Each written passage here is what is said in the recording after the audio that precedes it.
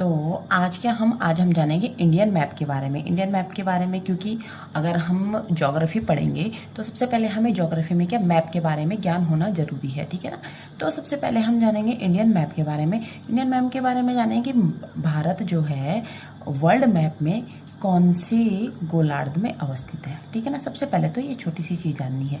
उसके बाद जो है क्या है, भारत से जो है कौन कौन से देश जो है टच करते हैं, ये चीज़ देखनी है, ठीक है। भारत के जो पड़ोसी देश हैं उनके बारे में जानना है कि भारत के पड़ोसी देश कौन कौन से हैं। भारत की समुद्री सीमा कितनी है, भारत का में जो है जो भारत की बीचों बीच से कौन सी रेखा गुजरती है और वो कितने राज्यों से होकर गुजरती है। तो ये देखिए, ये मैंने मैप एक तैयार किया है जिसमें क्या है, सिर्फ छोटी सी चीज़ अभी आपको बताने के लिए दिखाई गई है कि भारत के जो उत्तर में देखो अफ़गानिस्तान है, यहाँ पे क्या है पाकिस्तान है, ठीक है। ये क्या है चीन है, नेपाल है, भूटान है, ठीक है। यहाँ पे क्या है म्यांमार है और ये क्या है बांग्लादेश की सीमा है, ये बे ऑफ बंगाल और ये क्या है अरेबियन सी है, ठीक है ना। तो ये छोटा छोटा सा चीज़ है, ये हर एक छोटे से क्लास के बच्चों को भी ये चीज़ें पता होती है। अब जो है एक क्वेश्चन पूछा जाता है कि भारत से जो रेखा गुजरती है वो कौन सी है। तो भारत से कौन सी रेखा गुजरती है भारत के बीचों बीच से, तो वो है कर्क रेखा।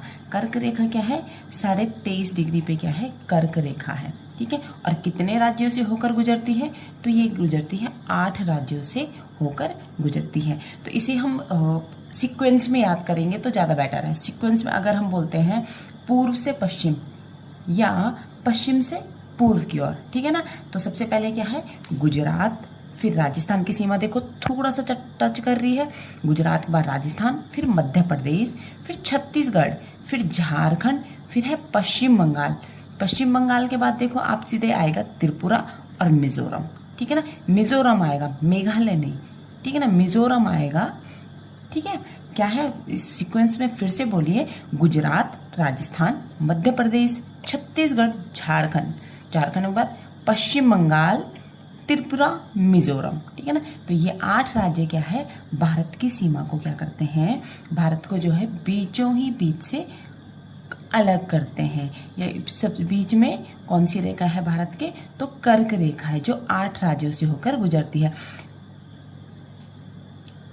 कर्क रेखा के ऊपर जितने भी शहर हैं वो क्या है, वहाँ पे सूर्य की किरणें वर्ष भर तिरछी पड़ती है। जो ये कर्क रेखा से ऊपर क्या है, यहाँ पे क्या है वर्ष भर कैसी पड़ती है, सूर्य की किरणें तिरछी पड़ती है। लेकिन जो है कर्क रेखा पर ही क्या है, सूर्य हमेशा क्या होता है लंबवत क्या करता है, चमकता है। कैसे चमकता है, साल भर लंबवत चमकता है, ठीक है ना। तो